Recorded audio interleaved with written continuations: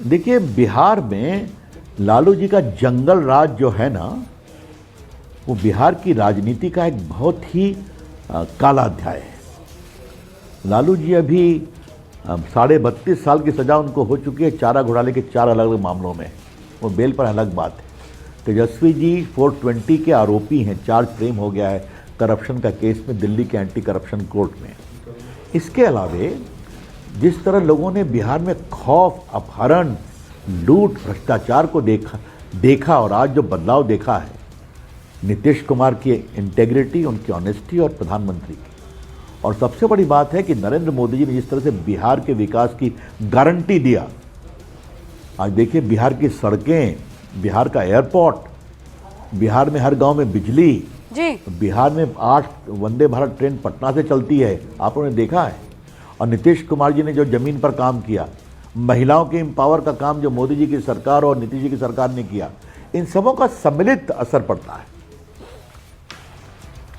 हम बता दें उपेंद्र कुशवाहा जी भी हमारे साथ जुड़ चुके हैं। उनकी पत्नी जो है सासाराम से चुनाव लड़ रही हैं और मेरे ख्याल से लगभग 6000 वोटों से आगे भी चल रही है। उपेंद्र जी, बहुत बहुत स्वागत है आपका न्यूज़ 18 इंडिया पर। हमारी मुलाकात बिहार के चुनावों के दौरान हुई थी और आप बहुत कॉन्फिडेंट थे और आपका स्ट्राइक रेट भी बढ़िया चल रहा है।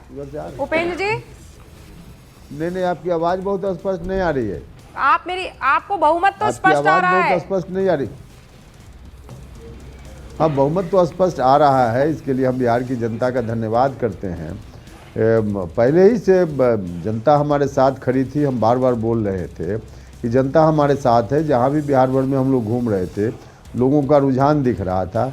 न सिर्फ चुनाव में बल्कि चुनाव के पहले से हमारी सरकार, नीतीश कुमार जी के नेतृत्व में सरकार ने जो काम किया है और प्रधानमंत्री जी के नेतृत्व में बिहार में भी बहुत सारा जो काम हुआ है, उसके चलते लोगों में खुशी का वातावरण पहले ही से था। उपेंद्र जी, ये जो स्ट्राइक रेट है आपका, अब आपको मलाल नहीं हो रहा है कि कुछ सीटें और मांग लेता? 6 की 16 हो जाती तो भी बढ़िया स्ट्राइक रेट रहता। ऐसा नहीं है। देखिए, एनडीए में जो भी पार्टी जीत रही है वो हमारी जीत है, हम सबकी जीत है। इसलिए कौन पार्टी उसमें बीजेपी कहाँ जीत रही है, जेडीयू कहाँ जीत रहा है, हमारी पार्टी कहाँ, एलजेपी कहाँ, उसका कोई मतलब नहीं है। जो हम जीत रहे हैं सबके लिए हमारे मन में बराबर की खुशी है। तो हमारी पार्टी के खाते में और सीट आती है इसका कोई मतलब नहीं है। आज की तारीख में हम जीत रहे हैं, अच्छी सरकार फिर से बनाएंगे। इस बात के लिए हम बिहार की जनता का धन्यवाद करते हैं बार बार। अच्छा, आप मुझे ये बताइए कि मुख्यमंत्री कौन होगा एनडीए का? नीतीश कुमार जी मुख्यमंत्री थे, नीतीश कुमार जी मुख्यमंत्री हैं और नीतीश कुमार जी मुख्यमंत्री रहेंगे। इसमें तो कोई बात ही नहीं है। और स्नेहलता जी जब जीतेंगी तो मंत्री बनेंगी वो? अब जीतेंगी तो जीत ही रही हैं तो मंत्री बनेंगी वो?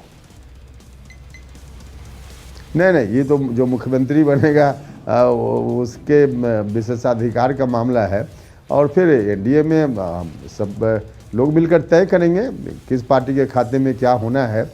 यह बात ठीक है कि हर पार्टी के लोग प्रतिनिधि के रूप में होंगे, लेकिन कौन बनेगा नहीं बनेगा तय होगा। अभी इस पर बोलना मुनासिब नहीं है और इसकी ज़रूरत भी नहीं है। अच्छा उपेंद्र जी, ये बताइए कि आपकी जितनी भी साथी पार्टियां हैं उन सबका स्ट्राइक रेट बढ़िया है, इसका कारण क्या है? क्या मानते हैं आप इसका कारण?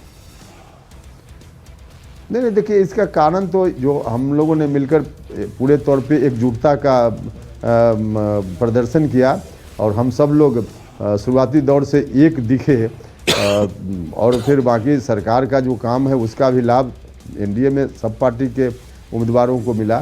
तो और नेतृत्व प्रधानमंत्री जी का हो, मुख्यमंत्री जी का हो, एनडीए में जो अलग अलग घटक दल के लोग हैं, सब लोगों ने एकजुटता के साथ चुनाव कैंपेन में काम किया। तो इससे जनता में एक हमारे पक्ष में वातावरण जो पहले से था और मजबूत हुआ वातावरण, तो इसलिए ऐसा हुआ। ये बताइए कि अब यहाँ से ये रिजल्ट तो आ गया और ये इतना प्रचंड बहुमत भी आ गया। ये जो चुनौती जो शुरू होती है कि जैसे 10,000 वाला पैसे देने की बात आ रही है कि 10,000 दिए हैं, इसके आगे और देने पड़ेंगे, ये बिजली जो फ्री है, ये फिर सवाल उठेंगे कि भाई बजट तो आपने सारा इन सब चीज़ों में खर्च कर दिया। नहीं, बिल्कुल ऐसा नहीं है। देखिए, सरकार ने पहले अनाउंस किया है इस योजना को तो बहुत सोच समझकर कैलकुलेटेड वे में, तो कहाँ से पैसा आएगा, क्या होगा, बाकी जो स्कीम पहले से है या और दूसरी स्कीम जो अलग तरीके से बाद में लिया जाएगा, तो उसमें कहाँ से पैसा आएगा, कहाँ खर्च होगा, कैसे होगा, इस पर ब्लूप्रिंट है। सरकार ने अपना सब एक्सरसाइज किया है, तभी इस तरह की योजना सरकार ने लाई है। इसलिए यह कोई चिंता का विषय नहीं है कि पैसा कहाँ से आएगा और कैसे होगा। बिल्कुल पुख्ता इंतजाम है और उस तरह से सरकार ने डिसीजन लिया है।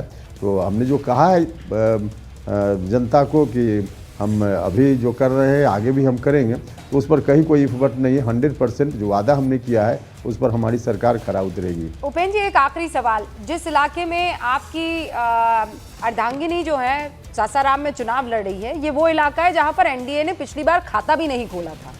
इस बार ऐसा क्या हुआ कि वहां की जनता ने आप पर भरोसा जताया, जबकि एंटी इनकम्बेंसी 20 साल की? सर नहीं, देखिए उस इलाके में एक तो गलतफहमी के शिकार थे आरजेडी के लोग कि 2020 जैसा रिजल्ट इस बार भी हो जाएगा।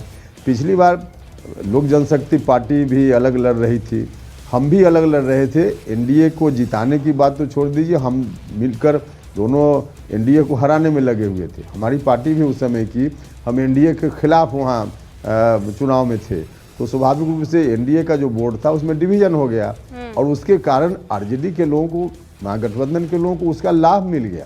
तो इस बार वह कोई इस तरह का कारण नहीं था। बाकी सरकार ने जो काम किया है और इसके चलते जो एक वातावरण निर्मित हुआ है तो पूरे बिहार में हुआ है, स्वाभाविक रूप से शाहबाद, मगध सब जगह हुआ है। तो इस कारण से इस बार रिजल्ट ऐसा ही होना था, ये पहले ही से हम लोग देख रहे थे। जी, बहुत बहुत शुक्रिया हमसे बातचीत करने के लिए उपेंद्र कुशवाहा जी, आरएलएम के सबसे बड़े चेहरे, संस्थापक आप कह दीजिए। इस वक्त हमारे साथ उपेंद्र कुशवाहा जुड़े हुए थे। मणिशंकर जी हमारे साथ लगातार बने हुए हैं। मणिशंकर जी साहब, आप सब लोगों को सुन रहे हैं, ये बताइए कि अब ये करना क्या होगा विपक्ष को? अब कांग्रेस को छोड़िए, क्या इस एनडीए के जो टेम्पलेट है इसको डिसलॉज करना है अगर विपक्ष को, तो करना क्या होगा? विपक्ष का काम है और वो हमेशा विपक्ष में बैठा हुआ है ना इतने साल से। अब देखिए, उनकी संख्या कम हो गई हो तो तब कम संख्या रखकर उनको विपक्ष का जो फर्ज है उसको पूरा करना पड़ेगा। नहीं, मैं ये कह रहा हूँ कि आने वाले चुनावों में या पूरे लोकसभा में आगे चलते हुए 2029 तक जाते हुए, यहाँ से लेकर भी बंगाल है, तमिलनाडु है, बहुत सारे चुनाव हैं, ये क्या टेम्पलेट लेनी पड़ेगी? मैं इतना ही कहूँगा कि मैं तमिलनाडु का हूँ और आपने तमिलनाडु का जिक्र किया। मैं आपको वायदा करता हूँ यहाँ कि बीजेपी को कोई भी सीट वहाँ नहीं मिलने वाली है। मिल भी गई तो 1-2 मिलेंगे। तो और अभी कुछ चंद महीने में वहाँ की लोकल बॉडी इलेक्शंस होने वाले हैं और आप देखेंगे कि द्रमुक बहुत बड़े पैमाने पर जीत जाएगी।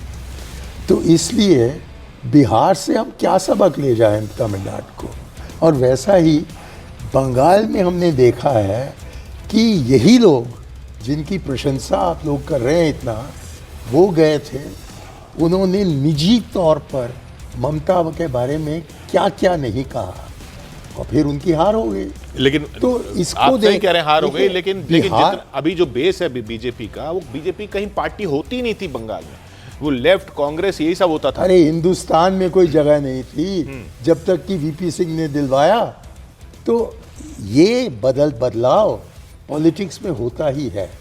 और मेरा ये कहना है कि आपके सवाल के जवाब में मैं कह रहा हूँ कि हमें बंगाल में, तमिलनाडु में या कहीं और, यहाँ से यहाँ जो हुआ वो यहाँ हुआ, और इसके बारे में भी मेरे मन में शक है और मैंने आगे कह दिया था कि सुप्रीम कोर्ट को इसके तरफ देखना चाहिए। ठीक है।